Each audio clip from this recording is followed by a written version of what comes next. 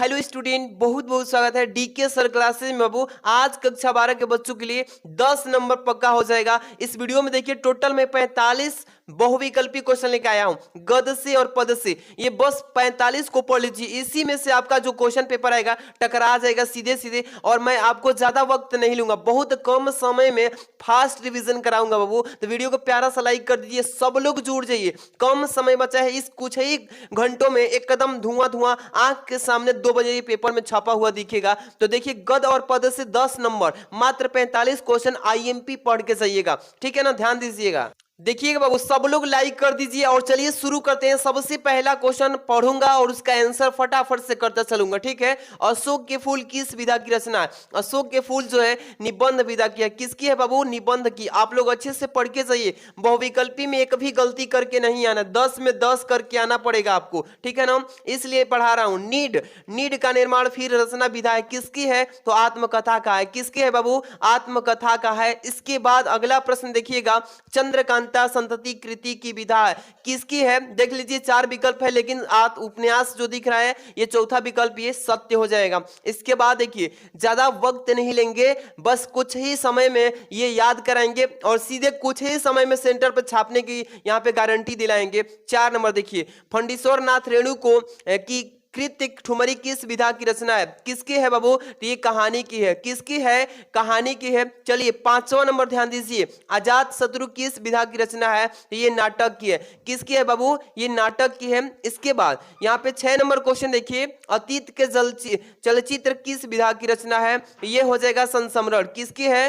संस्मरण की है। इसके बाद चलिए यहाँ पे 7 नंबर क्वेश्चन लिखा है कि निम्नलिखित में से कर्म भूमि किस विधा की रचना है? ऐसे ही प्रश्न पूछेगा और सीधे आपको विकल्प यहाँ पे सीधे हम आंसर बताएंगे। देखिए हो जाएगा इसका उपन्यास, इसको याद कर लेना। इसके बाद चलते हैं 7 नंबर क्वेश्चन।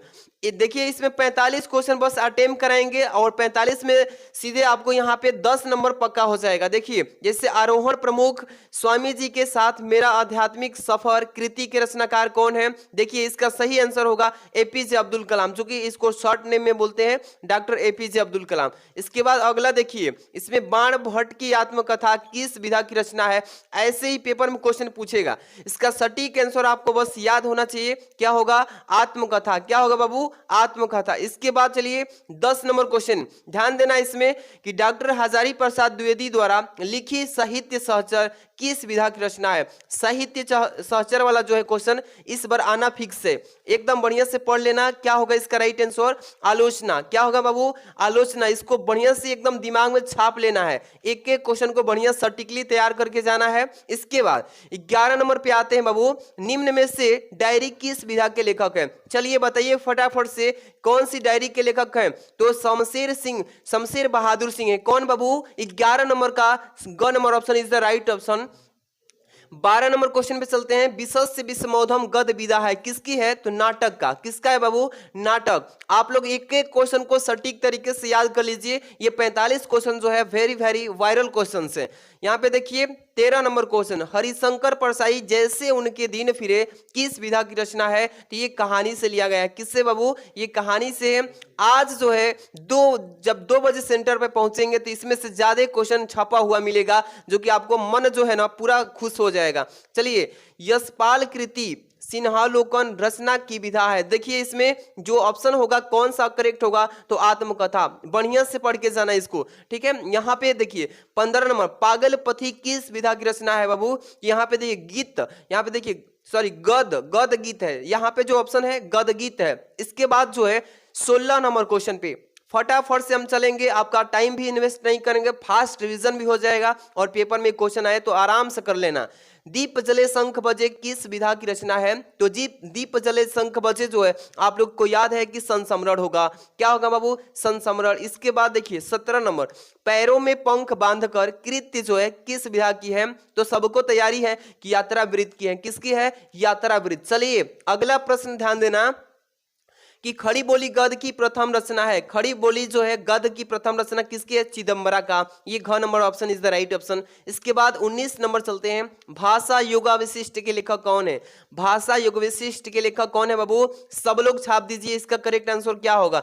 सब लोग ये छापिए, इसका क्या होगा 19 नंबर का। इस 19 नंबर का आंसर देखते हैं आप लोग कौन कौन बताते हैं, जल्दी से छाप दीजिए सब लोग। इसका मैं अगर आप लोग को नहीं आएगा तो मैं पिन कर दूंगा इसका कमेंट में जाकर के, लेकिन आप लोग छापिए इसका क्या होगा। सदल मिश्र की रचना, सदल मिश्र की रचना कौन सी है? सत्यामृत प्रवाह होगा या नासी पोते पोख्यान होगा? ये जो आप देख रहे हैं ख नंबर ऑप्शन यही सही है, क्योंकि नासी के तो पोख्यान जो है सदल मिश्र जी की ये रची गई रचना है। इसके बाद 21 नंबर देखिए, हिंदी की प्रथम पत्रिका उदंत मार्तंड जो है ये संपादक किए थे, किसने किया था? युगल किशोर शुक्ल जी। कौन है बाबू? युगल किशोर सिंह जी किए थे, शुक्ल जी किए थे। इसके बाद 22 नंबर लिखा है कि आनंद कादम्बनी पत्रिका का संपादक किसने किया था? तो प्रेमघन जी। कौन किए थे? प्रेमघन जी। इसके बाद 23 नंबर प्रश्न पे आ चुके हैं। हिंदी प्रदीप के संपादक थे, कौन थे? बालकृष्ण भट्ट, यानी कि ख number option is the right option. इसके बाद हम देखिए ज्यादा समय नहीं लेंगे, कुछ ही समय में इस 45 क्वेश्चन को अटेम्प्ट कराने की कोशिश कर रहे हैं। 24 नंबर क्वेश्चन देखिएगा कि बाणभट्ट पत्रिका के संपादक थे, कौन थे बाबू? तो प्रताप नारायण मिश्र जी थे। कौन थे? प्रताप नारायण मिश्र जी। इसके बाद 25 नंबर क्वेश्चन पे देखिए, हिंदी का पहला मौलिक उपन्यास कौन था? हिंदी का पहला मौलिक उपन्यास परीक्षा गुरु। कौन है बाबू? परीक्षा गुरु। एक कदम बढ़िया से पढ़ लेना, इसमें से जब पेपर देके आएंगे और ये पीडीएफ जो पढ़ रहे हैं इस वीडियो को खोल के देखिएगा, सीधे सीधे क्वेश्चन टकराए हुए मिलेंगे। 26 नंबर 100 आजान एक सुजान के लेखक किससे कहा गया है? तो बालकृष्ण भट्ट को। किससे कहा गया है बाबू? बालकृष्ण भट्ट को। सब लोग तैयार हो जाइए, आज 2 बजे पेपर में आएगा प्रश्न तो छापने के लिए। कवि वचन सुधा के संपादक थे, कौन थे बाबू? कवि वचन सुधा के संपादक कौन थे? सब लोग बताइए कमेंट में, सब लोग कमेंट में बताइए जरा कि क्या होगा इसका करेक्ट आंसर। सब लोग बताइए प्रेमघन, जो भी बता रहे हो सबका करेक्टली। चलिए 28 नंबर, पंडित प्रताप नारायण मिश्र द्वारा संपादित पत्र जो है कौन सी है? तो ब्राह्मण पत्रिका है। कौन सी है बाबू? ब्राह्मण पत्रिका। चलिए 29 नंबर, बालकृष्ण भट्ट संपादक थे किस चीज के बाबू? तो हिंदी के प्रदीप के। किसके?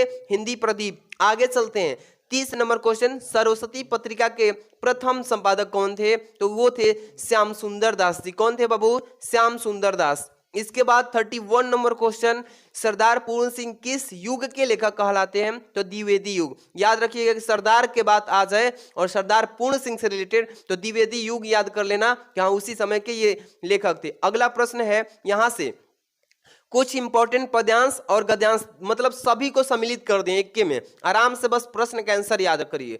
यहाँ पे देखिए नई कविता युग की रचना कौन सी है? नई कविता युग की रचना जो है खुशबू के शिलालेख। अगर नया दुनिया से रिलेटेड क्वेश्चन आ जाए तो खुशी से भर देना कि नई कविता जो है ये खुशबू के शिलालेख से रिलेटेड है। इसके बाद दूसरा नंबर, प्रगतिवादी युग काव्य धारा के प्रमुख कवि किसको कहा गया है? तो सबको जानकारी है कि केदारनाथ जी को कहा गया है। किसको? केदारनाथ अग्रवाल जो है वो प्रगतिवादी के काव्य धारा के प्रमुख कवि कहलाते हैं। इसके बाद 3 नंबर, गिरजा कुमार माथुर किस काल के कवि हैं? गिरजा कुमार माथुर जो है आधुनिक काल के। किस काल के? नए युग के ये कहलाते हैं कवि। इसके बाद 4 नंबर पे आते हैं, हिंदी साहित्य के आधुनिक काल की रचना कौन से हैं? हिंदी साहित्य के आधुनिक काल की रचना कौन सी है? कमेंट में छाप दीजिए। जो भी बच्चे बता रहे हैं सही अपना आंसर एकदम कमेंट में छाप दीजिए। चांद का मुख टेढ़ा, बहुत सुंदर। आगे चलिए 5 नंबर क्वेश्चन है कि मास्को अभी दूर है के रचयिता कौन है? मास्को अभी दूर को किसने रचा है? कमेंट में बताइए अपना अपना सभी लोग बताइए। शिवमंगल सिंह सुमन, बहुत अच्छा है, इसका आंसर 4 नंबर हो जाएगा। इसके बाद 6 नंबर देखिए, प्रगतिवाद के सशक्त कवि पूछा गया है कि कौन है सशक्त कवि? सब लोग बताइए कमेंट में अपना अपना आंसर छापिए, क्या होगा इसका? नागार्जुन। इसके बाद चलते हैं 7 नंबर क्वेश्चन कि रामधारी सिंह दिनकर, क्या है? रामधारी सिंह दिनकर प्रमुख कवि हैं, किसके हैं बाबू? सब लोग बताइए क्या होगा? प्रयोगवादी काव्यधारा, प्रगतिवादी काव्यधारा, निर्गुण, ज्ञानश्री, यहाँ पे स्वगुण, इसमें से कौन सा है? प्रगतिवादी काव्यधारा। बहुत अच्छा। चलिए अगला प्रश्न पे चलते हैं। यहाँ पे अगला प्रश्न आप लोग अच्छे से कमेंट में रिप्लाई देना। 8 नंबर, बादल को घिरते देखा है रचना है, किसकी रचना है? जल्दी जल्दी कमेंट में बताइए। नागार्जुन की। बहुत सुंदर। यहाँ पे चलते हैं नौ नंबर, रश्मि रथी किस कोटि की रचना है? ये एक खंड काव्य की है। किसकी है? खंड काव्य की। इसके बाद 10 नंबर देखिए, हरी घास पर क्षणभर कृति किसकी है? ये हो जाएगा अगेज जी की। किसकी है बाबू? अगेज जी की। अब लास्ट हमारा जो है 15 बस क्वेश्चन होगा, इसके बाद से पूरा खत्म हो जाएगा। अंतिम वीडियो हिंदी की, इसके बाद पेपर देकर आइएगा बढ़िया से।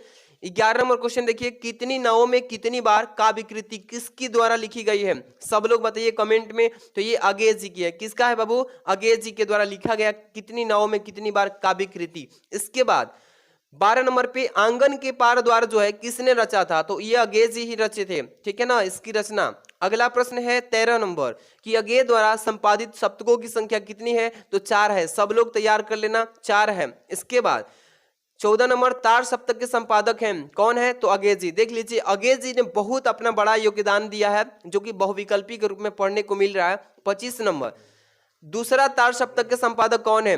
चलिए, भवानी प्रसाद मिश्र जी। सभी टोटल जो मैंने है टोटल 45 क्वेश्चन बताया है इस वीडियो में, 45 क्वेश्चन।